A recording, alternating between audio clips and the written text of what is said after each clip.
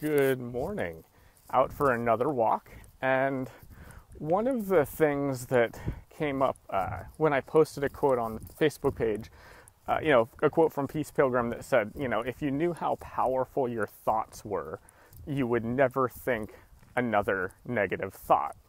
And, that quote was met with both positivity and some skepticism, because some people thought that quote, they loved it. They liked the idea that we choose our thoughts and that they know the power of positive and negative thinking. But other people felt like the quote was, shall we say, a little oversimplified, that it's not just so easy to stop thinking negative thoughts. And I see the wisdom and the truth in both of those perspectives. Because on one hand, our thoughts are automatic. They just keep showing up, whether we like them or not.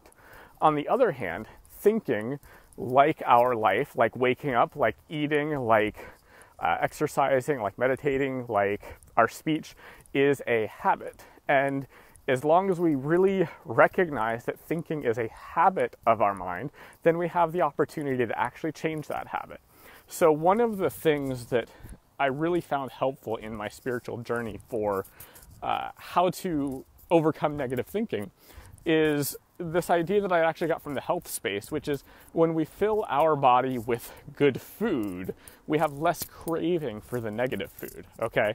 And that's similar with our mind. When we fill our minds with the good stuff, good thinking, good, what we want to live in life, how we want to be, how we want to create, then there isn't as much space for the negative thoughts to come in.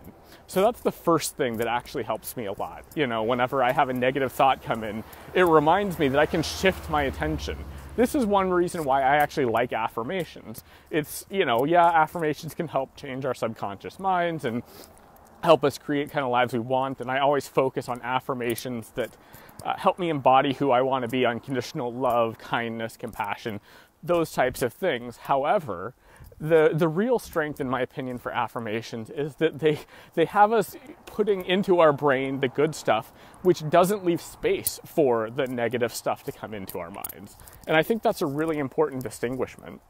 The other thing that helps me with overcoming negative thoughts actually is returning to the present moment. As the Course in Miracles says, basically every moment is a chance to choose again, right? I could choose peace instead of this. Course in Miracles says it in many different ways, but the fundamental premise is that, negative thoughts are going to come. This is part of life, right? When they come, what do we do about it? Now, it can be easy to say, oh, well, I'm supposed to choose again, right? That's what the Course in Miracles says. And I put that in quotes there because, well, it's easier said than done, right? That's everything on the spiritual path. It's always easier said than done. So, one very simple, practical way that I'm able to choose again when those negative thoughts come up, and they come up every day. That's part of being human, especially as long as we have the habit of mind that orients towards the negative. Even when we live positively, there's always a part of the mind, the habitual part of the mind, that will orient towards the negative. So what I do when that comes up for me is I actually either feel my feet on the ground or bring my attention to my breath.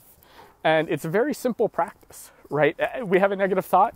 Don't try and figure it out. Don't try and go analyze it. Don't try and contradict it. Don't try and feel bad or shameful about it. There's all these things we do to defend against our negative thinking. Sometimes we take it on as shame, sometimes sadness, sometimes anger.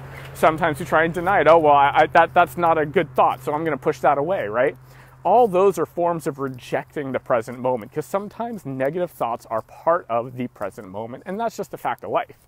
So what we can do is we can come back to the breath, Oh, I shouldn't have done that. Come back to the breath. Oh, that person's so bad. Oh, come back to the breath. I can't believe that idiot. Come back to the breath, right? Because every time we come back to the breath, it breaks the habit, right? That's all we're trying to do. We're trying to do anything that breaks the habit of mind that we don't want. So I hope that this helps you. Give it a try. Let me know how it works for you. And thank you again for joining me on this walk. Have a good day.